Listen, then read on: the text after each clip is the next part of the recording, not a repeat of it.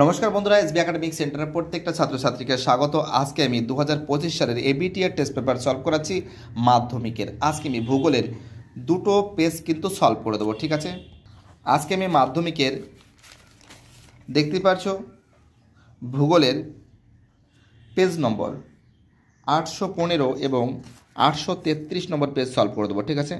815 আর 833 এই দুটো পেজ, আর বাকি একটা দুটো তিনটে চারটে পাঁচটা টোটাল পাঁচখানা সেট বাকি থাকবে, ঠিক আছে। 815 833 এই দুটো পেজ সলভ করে দেবো। প্রথমে আমি তোমাদের 815 নম্বর পেজটা সলভ করে দেবো। তো দেখতেই পাচ্ছ 815 নম্বর পেজ, ঠিক নিচের দিকে প্রশ্নগুলো আছে, দেখতেই পাচ্ছ। খুব সুন্দর করে তোমাদের আমি সলভ করে দেবো। 1.1-এ আরোহণ ও অবরোহণ প্রক্রিয়ার সম্মিলিত ফল হলো পর্যায়ন। 1.2-তে সুন্দরবনের একটি নিমজ্জিত দ্বীপ হলো ঘোড়ামারা। 1.2-তে 1.3-তে সমুদ্রপৃষ্ঠ কী বলেছে গড় বায়ুর চাপ 1013.2 মিলিবার। পরের প্রশ্ন, মৌসুমী বায়ু হলো এক ধরনের সাময়িক বায়ু। 1.5-এ সোমালি স্রোত দেখা যায় ভারত মহাসাগরে।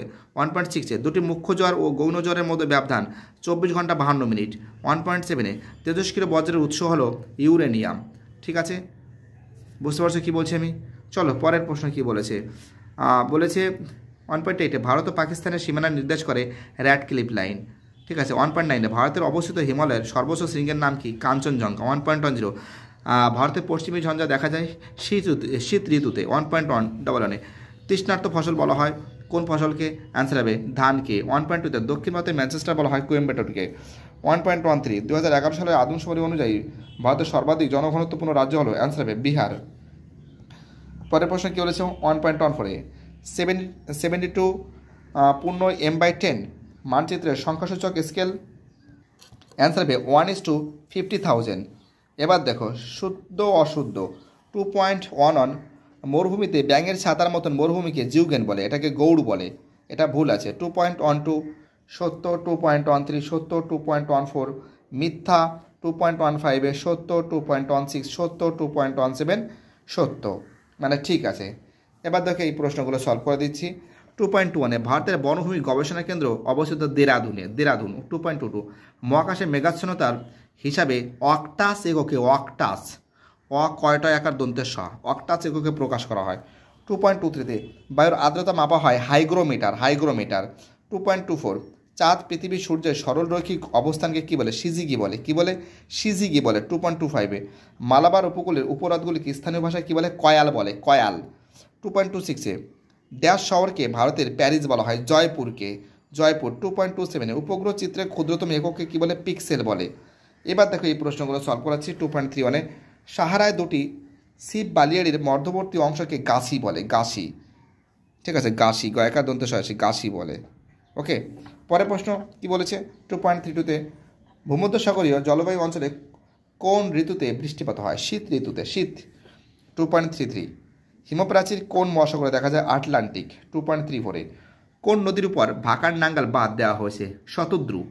2.35-এ কোন বন্দরকে আরব সাগরের রানী বলা হয়? কোচিকে বলা হয়, কোচিনকে বলা হয়, ঠিক আছে, কোচিকে বলা হয়, ঠিক আছে, কোচিকে বলা হয়।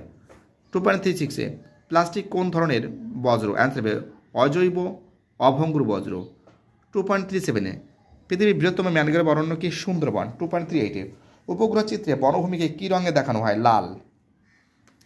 ম্যাচিং সিলিকন ভ্যালি হবে, বেঙ্গালুরু কফি গবেষণা কেন্দ্র হবে, চিকমাগালুর, মগ্নচড়া হবে, কী বলেছে প্লাংটন, কারো হবে আমাদের জম্মু কাশ্মীর। তো দেখো এবার আমি তোমাদের 833 নম্বর পেজটা সলভ করবো, ঠিক আছে। এবার আমি তোমাদের 833 নম্বর পেজটা সলভ করবো। দেখতেই পারছো খুব সুন্দর করে তোমাদের সামনে আমি তুলে ধরেছি। 1.1-এ আরোহণ প্রক্রিয়া সৃষ্ট একটি ভূমিরূপ হলো বালিয়াড়ি। 1.2-তে ঝুলন্ত উপত্যকা সৃষ্টি হচ্ছে পার্বত্য হিমবাহে।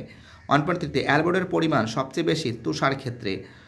1.4-এ মৌসুমী বায়ু হলো এক ধরনের সাময়িক বায়ু। 1.5-এ সমুদ্র স্রোত সৃষ্টিতে সবচেয়ে বেশি প্রভাব বিস্তার করে নিয়ত বায়ু। 1.6-এ মরা কোটালের সময় চন্দ্র সূর্য ও পৃথিবীর সপক্ষে নিম্নলিখিত কোন অবস্থান করে? অ্যান্সার হবে 90 ডিগ্রি। 1.7-এ কী বলেছে? ইউট্রিফিকেশন মূলত কোন বজ্র থেকে পাওয়া যায়? কৃষি বজ্র। 1.8-এ হিমালয়ের সর্বোচ্চ অংশটি হল হিমাদ্রি।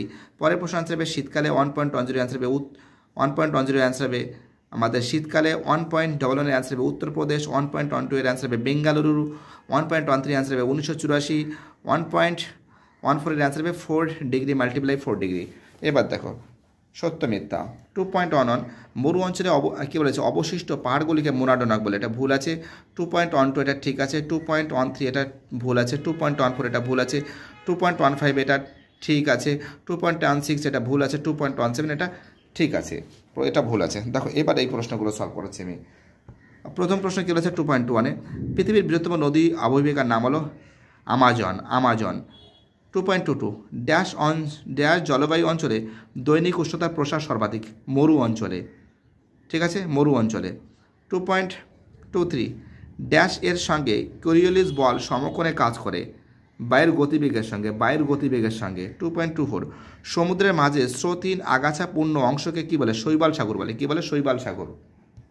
চলো পরের প্রশ্ন বলছে ল্যান্ডফিল বজ্র পদার্থ থেকে ধোয়া জলকে লিচেট বলে। 2.26 কাশ্মীর উপত্যকায় কারোয়া মাটি, এটাকে জাফরান চাষে ভালো হয়, জাফরান। 2.27 দুর্গাপুর লোহ ইস্পাত কারখানাটি ড্যাশ নদের তীরে গড়ে উঠেছে, দামোদর। এবার দেখো এই প্রশ্নগুলো দেখাচ্ছি, তোমাদের সলভ করে দিচ্ছি। 2.31 অতিরিক্ত লবণাক্ত প্লায়াগুলিকে কী বলে, স্যানিলা বলে। পরের প্রশ্ন 2.32 উল্লম্বভাবে বায়ুর চলাচলকে কি বলে, অ্যান্সার হবে বায়ুস্রোত বলে।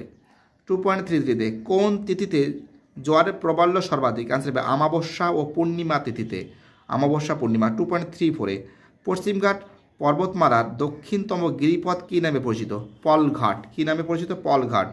2.35 ভারতের বৃহত্তম পশ্চিম বাহিনী নদীর নাম কি, নর্মদা। 2.36 কোন মাটির গঠন মৌচাকের মতন, অ্যান্সার হবে ল্যাটেরাইট। 2.37 দক্ষিণ পূর্ব রেলপথের সদর দপ্তর কোথায় অবস্থিত, কলকাতায়। 2.38 ভারতের জীবন বীমা সংস্থার প্রধান কার্যালয় কোথায়, মুম্বাই। ম্যাচিংটা, এর অ্যান্সার হবে পূর্ব হিমালয়। 2-এর অ্যান্সার হবে ব্ল্যাকফুট। 3-এর অ্যান্সার হবে চিত্তরঞ্জন। 4-এর অ্যান্সার হবে কয়াল। ঠিক আছে, এইবার দেখো তোমাদের আমি পেজ নম্বর, এটা তো তোমাদের এটা 815 এবং 833 দুটো পেজ সলভ করে দিয়েছি। বাকি যে কটা সেট আছে তোমার 852, 875, 894, 917, 1007, 1, 2, 3, 4, 5, বাকি যে 5খানা সেট আছে খুব শীঘ্র 2 দিনের মধ্যে আমি সলভ করে দেবো। 2 দিন থেকে 1 দিন লেগে যাবে। বাই টাটা, সবাই ভালো থাকবে। ওকে।